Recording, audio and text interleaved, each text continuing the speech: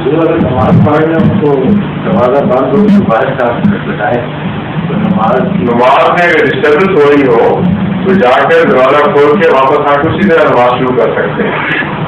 حضرت صلی اللہ علیہ وسلم ادھر نماز پڑھ رہے تھے تو ایک جنگی بلّا آیا باہر سے, اس نے ڈسٹرب کیا تو آپ نے پہلے باہر جا کے اس کو بند کیا یا اس سے حصہ چھڑایا اور اس کے بعد سے نماز شروع کر دی.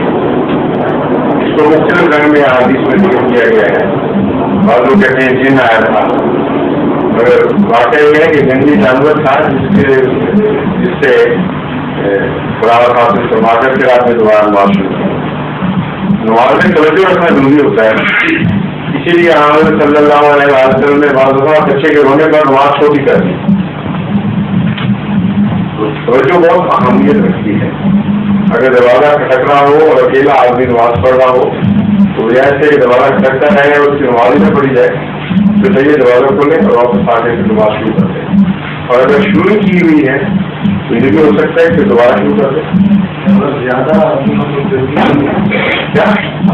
دروازے بند کر کے پڑھتے ہیں نمازیں, بعض کا چھوڑ کے پڑھیں ہو جاتا ہے, بعض کا کوئی ایسا واقعہ ایسے واقعے میں آتا ہی کم ہے آدمی, سال ہی آتا ہے. ہمارے ساتھ ایسے ہوا ہے نا کیا آدمی باہر سے کھٹکتا رہا, کہاں ہوا؟ جگہ تھی جہاں ہم نماز جمعہ پڑھتے تھے. اچھا, تو کسی نے اچانک بند کر دیا دوبارہ, وہ باہر سے کھٹکتا رہا لیکن ہمیں اس کو چھوڑ کے بہت ہی جانا چاہیے تھا کسی کو. آپ کا جمعہ بھی خراب ہوا اور وہ بھی شاید جمعہ پڑھنے آیا ہو, اس کی طرح کی جمعہ کی معلومی ہوگی اس کو.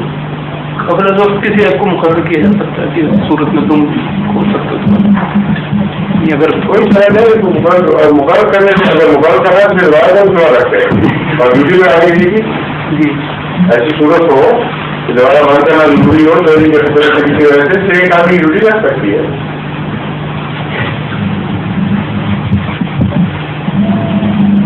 ظہور